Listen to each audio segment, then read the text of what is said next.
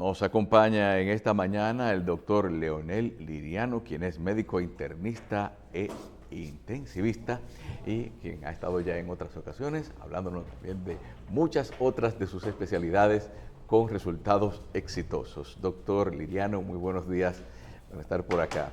Buen día a todos ustedes y gracias por la oportunidad de una vez más estar aquí con ustedes. En cuanto a los eventos que han requerido atención médica más recientemente, ¿podría usted hablarnos de la importancia de lo que es el tratamiento intensivista, sobre todo tras catástrofes como la que sucedió hace apenas 8 días? Lo primero que uno tiene que entender, que no creo que haya ningún hospital, ninguna ciudad que esté 100% preparada para algo como esto. En este caso, las lesiones, por ejemplo, que uno va a tratar de atacar con más rapidez son la pérdida de sangre por un miembro que haya sido amputado o una arteria que haya sido afectada. Controlar en lo máximo las lesiones por aplastamiento, que cuando se produce la compresión hay una gran liberación de sustancias proinflamatorias que inducen algo parecido como si fuera un shock séptico repentino, porque no es lo mismo. Ustedes recuerdan el COVID, sí, que lo que mataba era la inflamación, no era el virus en sí. Se produce algo parecido así, que es una gran liberación de sustancias tóxicas que inducen inflamación y el paciente muere en shock, sin todavía estar desangrado. Eso básicamente son, en ese tipo de acontecimientos, lo que tú tienes que prevenir, o que el paciente tenga una lesión torácica, que no lo deje respirar adecuadamente, o sea, el ABC. Eso es para prevenir muerte. Sí. Entonces, eso es, vamos a decir que el intensivista tiene que tener una relación, o vamos a decir, un contacto e información inmediata recibida de la persona que le lleva o tiene que haber una especialización en la persona que hace el levantamiento del afectado. Lo ideal es que donde se está recibiendo el paciente, esa persona tenga la instrucción suficiente para comenzar a darle los auxilios al paciente para prevenir la muerte. Doctor, pero sabemos que usted ha dejado la medicina de cuidados intensivos. Sí, todo tiene su tiempo. Todo tiene su tiempo. Y además, solamente el que ha vivido enclaustrado en esa sala sabe también el mismo estrés al que está sometido con los pacientes. Escúchame que te interrumpa, yo no conozco una sola persona que haya trabajado intensivo que no tenga problemas para dormir. Bueno, primero porque no duerme regularmente, aparte entonces del estrés. No, ya de por vida tiene trastorno del sueño. O sea que se parece a los músicos. Es peor. No, los músicos después de 30 años de carrera, tocando fiestas, entonces grabando de noche. Ellos se acuestan a las 5 de la mañana, pero se duermen. Usted lo dice por el asunto de que en ese ejercicio regularmente siempre se vive en alerta, vamos a decir, que en cualquier momento se puede despertar. No, y de hecho es así, o sea, la razón principal por la que yo me alejé de intensivo es que tú no tienes horas para trabajar. Es apasionante, es muy bonita, tú trabajas en intensivo, pero desde que el día sale hasta que se acuesta, en cualquier momento a ti te llaman. Y eso es literal. Pero usted hizo un switch dentro de la carrera de la práctica de medicina, también hacia un área ¿verdad? De innovación, que en su momento lleva su cuestionamiento, en su momento presenta sus niveles de éxito, pero que todavía sabemos que está en un gran desarrollo, que es células madres. ¿Cuáles está siendo su experiencia? ¿En cuáles casos está usted tratando pacientes con células madres ¿De dónde? ¿De qué órgano? ¿De qué tipo? Lo interesante de todo esto es que la primera vez que yo vine a este programa no tenía cana. A hablar de célula madre. Y tenía muchísimo pelo. Y todavía hay muchísimas cosas que quedan en un área gris. Porque no ha sido adecuadamente organizada la forma en que se debería ir trabajando en esto. La terapia celular, en un momento determinado, era la promesa para prácticamente curar todas las enfermedades que existían.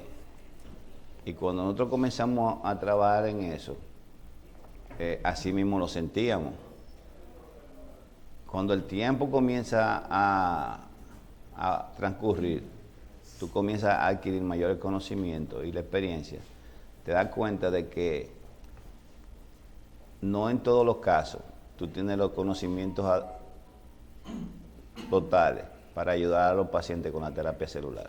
Eso no quiere decir que en un momento determinado con terapia celular se pueda tratar cualquier enfermedad, pero todavía es el tiempo, y estamos en el año 2025, perdón, Okay. siglo XXI, donde no podemos tratar a todos los pacientes con terapia celular.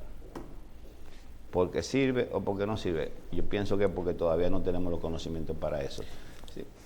Sí. ¿Me iba a decir algo? Sí, doctor, nosotros, ahora que el doctor Guillermo menciona eso, yo creo que es el punto de referencia, y combinarlo exactamente con su primera parte que dice, bueno, yo no tenía cana cuando comencé a ti, yo pensaba que funcionaba para todo, una cosa es terapia celular, fíjate que otros hablan de células madre y todo eso. Y cuando los televidentes ven que usted viene, comienzan a escribir cosas. Y yo quiero avanzar un poquito en eso. Esa pregunta del doctor Guillermo, ¿en qué cosas hoy podemos decir que está siendo efectiva? Inclusive aquí nos escriben decenas, que te hable de algo que está haciendo crecer el tejido cardíaco, que está acabando con eso, que algo que tiene que ver con azúcar que están aplicando, y él anda promocionando algo, unas inyecciones de células con fines sexuales. Háblate de eso. ¿Qué es eso? Si está eso sexual, sí, doctor, hable de eso, que ese tema siempre es atractivo. ¿En qué cosas podemos decir hoy que tenemos una buena aplicación de este tipo de tratamiento? Una de las primeras cosas que nosotros tratamos, y cuando digo nosotros, es porque yo soy parte de un grupo donde hay gente que ha participado conmigo, y yo he participado con ellos, que comenzamos hace 25 años, cuando nadie hablaba de eso, y cuando yo mencionaba la célula madre me decían que yo estaba loco. Entonces, ¿qué ocurre? Nosotros hicimos un grupo, hicimos una asociación con una compañía de Israel y una compañía de Estados Unidos, donde nosotros los pacientes con miocardiopatía dilatada específicamente, le hacíamos inyecciones de células en el corazón. En el corazón. En un porcentaje, por ejemplo, yo te puedo decir, un paciente con una fracción de eyección, que yo no lo había visto ni siquiera escrito mucho en los libros, 11% de fracción de eyección. O sea, eso es incompatible con la vida. Era un paciente de Jamaica, nacido en Jamaica, pero vivía en Estados Unidos. Nosotros a ese paciente hicimos su tratamiento y la fracción de eyección de ese paciente subió a un 38%. 38%. O sea, él quedó como quiera con insuficiencia cardíaca, pero ya su vida era otra. Él podía deambular solo, podía comer y podía tener una vida mucho más cerca de lo normal. Y te estoy hablando de eso hace más de 20 años. Nosotros hemos tratado pacientes con enfermedades, desórdenes inmunológicos. Antes pensábamos que íbamos a curar el ELA y realmente no lo hemos hecho. Porque el ELA es una enfermedad compleja, multifactorial, que no solamente el problema es la inflamación. Doctor, tradúcale al público qué es lo que es el ELA. Una esclerosis lateral amiotrófica, que es la enfermedad de Lou Gehrig, que es la que se echaba en la cubeta de agua por arriba. es una enfermedad progresiva, degenerativa del sistema nervioso central y periférico. Los pacientes se le van atrofiando los músculos, van perdiendo coordinación y termina con un síndrome pseudobulbar o vulvar, donde tiene un paro respiratorio y el paciente termina muriendo. La mayoría de esos pacientes mueren con infecciones tipo neumonía, ese tipo de cosas. Tenemos por un problema con la musculatura. Lo que pasa es que hay una conexión en la sinapsis que es como en el punto donde se interconectan las neuronas para transportarse la información, se daña, para ponerlo simple.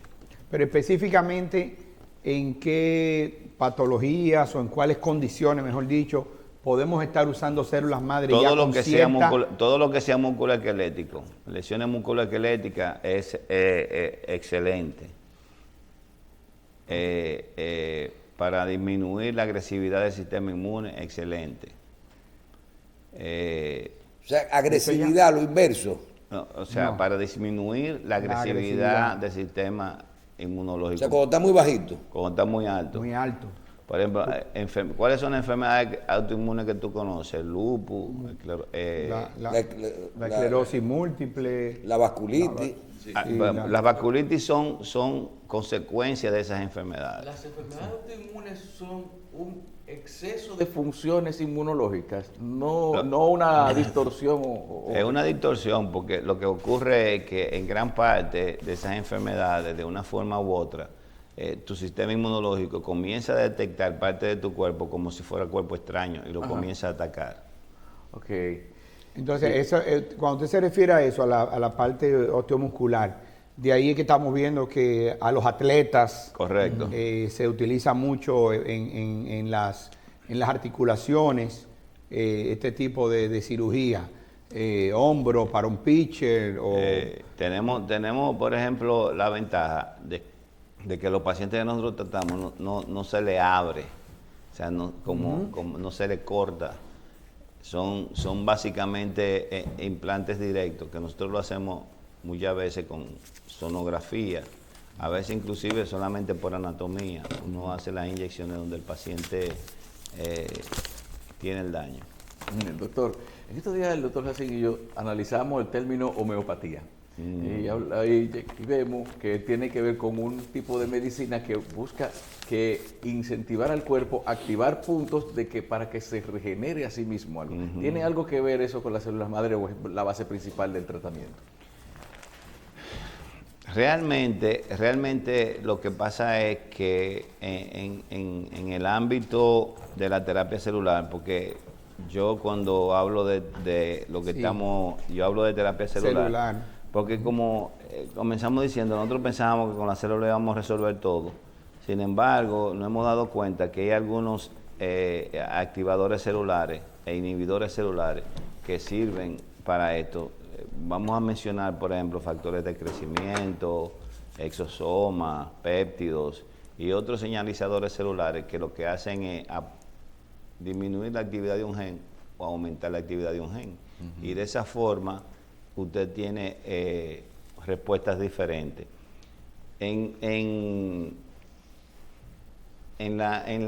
Yo recuerdo hace muchos años, cuando, por ejemplo, la proloterapia, lo que se hacía era que tú agarrabas, por ejemplo, dextrosa, manitol, cualquiera de esos azúcares fuertes, y tú se lo inyectabas en una articulación a un paciente simplemente con el propósito de crear inflamación, y de esa forma tú fortalecías los tejidos blandos del paciente.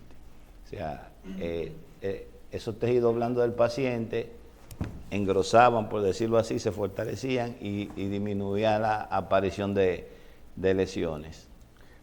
Pero déjeme preguntarle algo, porque todos nos familiarizamos en un momento cuando se empezó a hablar primero de células madres y de lo que se estaba haciendo, que era guardando tejido del cordón umbilical, porque era el que podía también ayudar a la misma persona en caso de que en el futuro estuviera necesitando necesitando eso, después que habían otros tejidos que también podían tener células catalogadas como madre que pudieran ayudar en algunos tratamientos. Correcto. O sea, ¿dónde está eso hoy en día? O sea, ¿o Mira, eso no es el avance- necesario ya o cuéntenos, porque es que entonces nos deja una nebulosa. El avance del conocimiento de la biología molecular ha enseñado a uno que no solamente las células son importantes para el proceso regenerativo, sino hay otras cosas que inclusive hacen la misma función o mucho mejor. Entonces, cuando nosotros hablamos de eso, en la pregunta anterior yo comencé a mencionar los exosomas, los factores de crecimiento, algunos péptidos y otras proteínas que se usan para inducir funciones específicas dentro de la célula. Entonces, el avance de la medicina y las técnicas en genética, por ejemplo, hay algo que a mí me gusta hablar mucho y es el asunto del RNA mensajero, porque la gente se quedó archivado con la vacuna y no entendió la importancia real de lo que es el RNA mensajero. En el núcleo se produce un proceso que se llama metilación. Esa metilación lo que hace que el núcleo, a través de ciertos procesos químicos, comience a aglutinar las proteínas que forman el ADN, pero en este caso se sabe que las mismas proteínas que forman el ADN forman el RNA también. Entonces, ¿cuál es la diferencia entre uno y otro? Que uno tiene una doble hélice y el otro solamente una cadena sencilla, la cadena simple. Entonces, esa cadena simple que se llama RNA es el núcleo quien ordena la forma en que se van a colocar los nucleótidos. Entonces, cuando yo formo ese RNA en el núcleo, a través de ese proceso que se llama metilación, eso se llama transcripción. Se produce la transcripción, que es una orden que da el núcleo o el ADN para que se forme ese mensajero que va a un organelo pequeñito dentro de la célula que se llama ribosoma para que produzca una proteína específica. Entonces, imagínate tú que ya nosotros no tenemos que esperar que el núcleo haga nada. Nosotros podemos poner ese RNA mensajero dentro del núcleo y hacer que crea una proteína. Solamente entendiendo eso, tú te vas a dar cuenta de que hay un sinnúmero de enfermedades que existen, que son porque falta una enzima, porque falta una proteína, que eventualmente van a ser curadas. Bien, doctor, finalmente, hay algo que uno dice, por ejemplo, cuando a ti te ponen Botox, tú dices, tú tienes que periódicamente ponerte Botox de nuevo, o algunos medicamentos, tratamientos, tú tienes que mantenerte constantemente, o mensual, o diariamente, o cada 6 meses. En el caso de la aplicación de esto, terapia celular, células madre y todo eso, son un tratamiento, tú tienes un efecto permanente o tú tienes que periódicamente, de acuerdo a la patología, volver a aplicar ese tipo de tratamiento. Depende. Por ejemplo, yo soy un pelotero y yo tengo una lesión del manguito rotador. Yo te trato, tú te mejoraste. Se supone que si tú no tienes otra lesión, tú no debes volver a tratarte de nuevo. Una vez yo te trato, yo te resuelvo tu problema de salud, son soluciones que son permanentes. Ahora, por ejemplo, yo quiero hacerme un tratamiento antienvejecimiento, donde yo lo que quiero es disminuir la inflamación crónica que yo tengo y que mi respuesta inmunológica tenga una forma menos agresiva en el momento de que yo no tenga una infección o que tenga un cuerpo extraño para que ella me ayude a liberarlo, sino que tiene una hiperactividad. En ese tipo de casos, por ejemplo, antienvejecimiento y lo otro que estábamos hablando, es recomendable que se hagan algunos procesos por lo menos una vez al año. En el caso, por ejemplo, que tú estabas preguntando ahorita de la disfunción eréctil, ese es uno de los temas en mi cabeza más controversiales, porque cuando hablan de la disfunción eréctil, son muy generales en la forma en que se trata. O sea, Cada cosa es diferente. no, casi siempre usan el mismo proceso de cómo tratar la disfunción eréctil.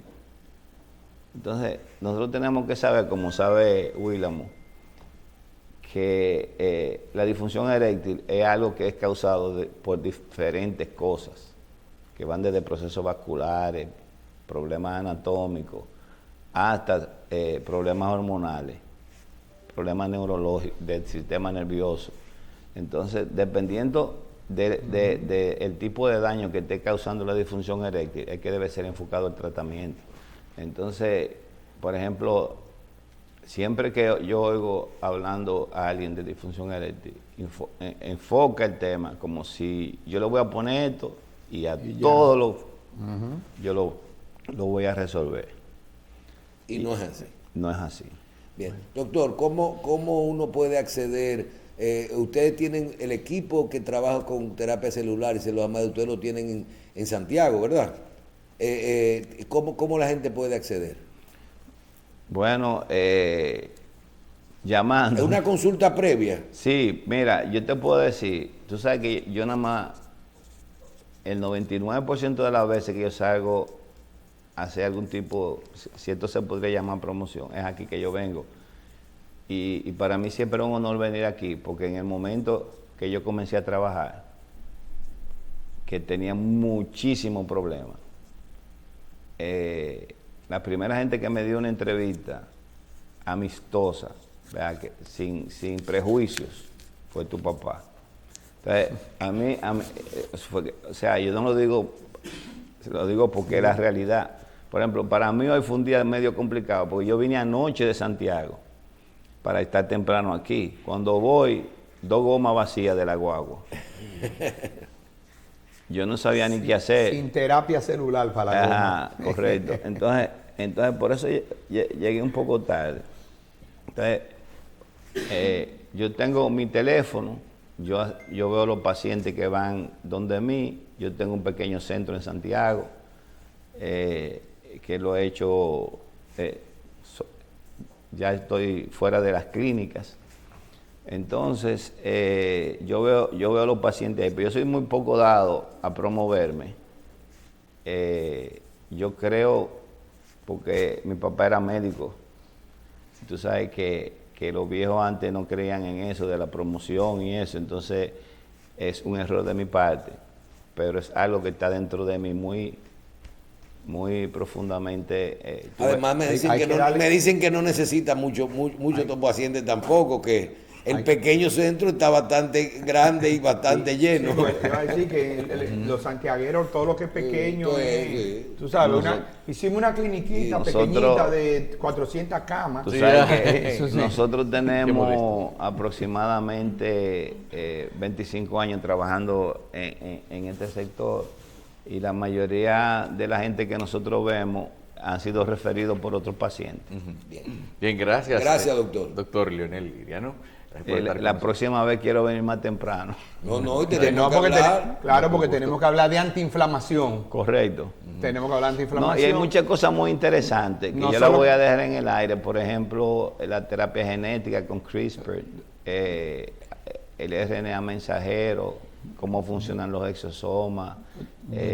Hay muchas cosas. Pero no que, solo como medicina anti-envejecimiento cuando ya llegamos a ese pico de ahí arriba, sino ese es un tema todo interesante. ese tema de que prevenir podemos- muchísimas otras enfermedades Es un tema interesante. tempranas. Esto, desde el punto de vista, porque a mí lo que me gusta de esto realmente, y a veces estoy hablando con médicos, amigos, y casi no lo dejo hablar porque me apasiona mucho, el área de la biología molecular. Exacto. Y cómo realmente se van a llegar a todas las cosas que nosotros queremos llegar. Así es. Doctor, gracias. Gracias, doctor Crobiota y Leonel todos. Liriano.